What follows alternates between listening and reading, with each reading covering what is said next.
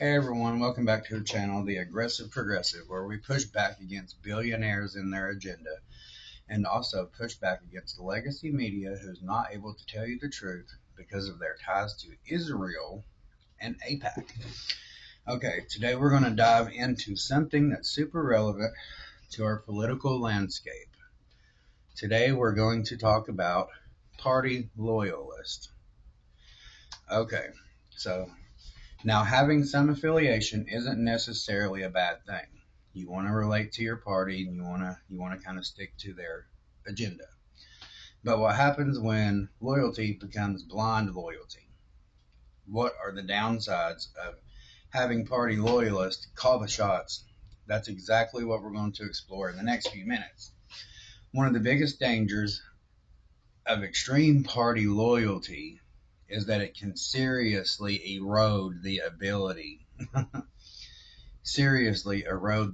to think critically. And that's a major problem we have in America right now. We have this huge group of people, supposedly 70 something million, that cannot think on their own. They're incapable of thinking on their own. Anytime you go talk to someone about a major issue with MAGA, they all have the same talking points because they all go from the same person. They all just are blindly speaking. Um, Americans are susceptible to being fooled right now. But when someone's primary allegiance is to their party rather than the facts, evidence, or even their own consensus, it becomes incredibly difficult to have a productive discussion. Imagine a policy proposed. Okay, imagine. A party loyalist might actually support it simply because it comes from their side without actually examining its potential benefits or drawbacks. Uh, Conversely, they might immediately oppose a good idea just because it comes from the opposing party. And both Democrats and Republicans are both guilty of this. Both of them. This kind of knee jerk reaction stifles progress and prevents us from finding the best solutions to the challenges we face. Like our politicians could come together actually right now. They could come together, give Americans health care like we do with Israel. We fund them to have publicly funded health care for all, for free higher education, free child health care, freeze the rent for people who can't afford to pay their rent right now and they're in desperate need, stop price gouging, maybe help protect the children from people like Donald Trump and Jeffrey Epstein from getting them and raping them at 12 and 14 years old. Maybe they could come together and find some common ground to do some things like that for us Americans. Instead of always worrying about billionaires and politics, it's really getting old. Blind loyalty often breeds something called group thinking. When a highly partisan environment, there's immense pressure to conform to the party line, especially when you have someone as corrupt as Donald Trump who will blatantly come out and threaten to have you primaried, which is ridiculous, and people should not be scared of that. But he's corrupt and comes out and threatens and demeans everything. Um, Dissenting opinions can be met, like I said, with criticism, ostracization, or professional repercussions. This lack of internal debate can lead to really bad decisions. If everyone just echoing the same talking points and no one is willing to raise concern or offer alternative perspectives, flawed policies can easily be pushed through. Like that stupid bill they've just pushed through that will cost them the 2028 election, at least in my opinion. They put off some of the bad parts of that bill until after the midterms. So people aren't going to feel too much. People on Obamacare are going to feel it because after the end of this year, no more health care. Starting January 2026, you will no longer have health care. So those 17 million people will be feeling it. But many of the other things that go into effect don't go into effect until 2027. And they've done that for a reason. all the benefits that help the billionaires and all that, that's all going to go into effect in 2027, and it's going to help the top 100 richest families in our country, just like Donald Trump wanted, and not they paid for. They bought and paid for this. They donated millions and millions and millions and hundreds of millions to get what they're getting. And it doesn't cost Donald Trump a penny because it's coming from our fucking pockets. Our fucking tax money is paying all of this for the billionaires.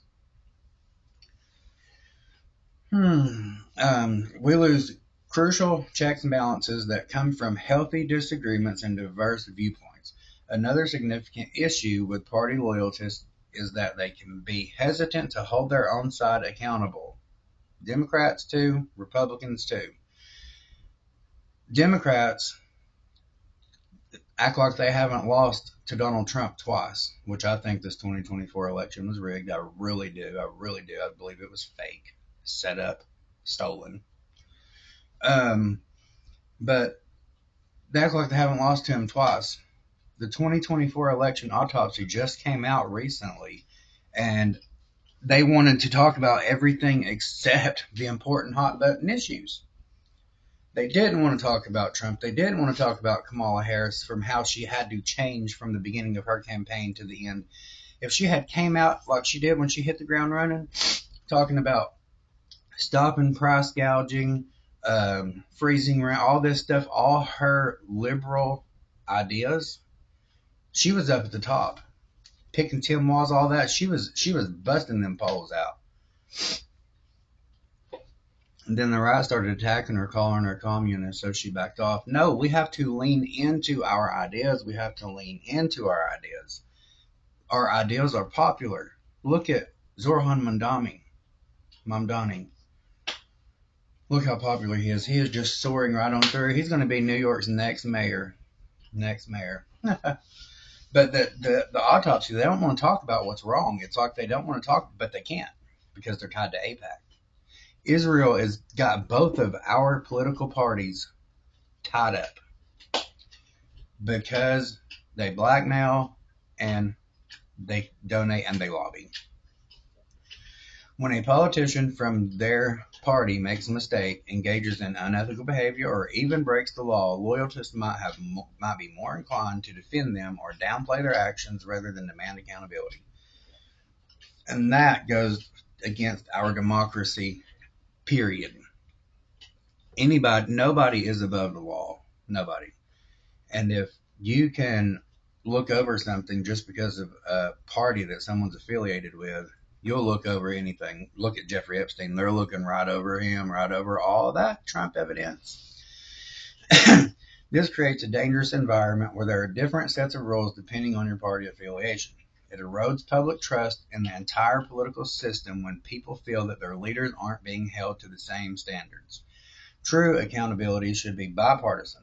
Ultimately, excessive party loyalty can shift the focus from politicians away from serving the needs of their constituents and towards serving the interest of their party, their leader, getting him money, making him rich, making themselves rich. These politicians, we need campaign finance reform, and I'm going to do a video on that later. That would stop a lot of this. We need campaign finance reform, term limits, and many other things that we need to do to our political system to change it, to make it fit us, the people. It is not working for us right now. It is working for the rich and for the people who are already in office.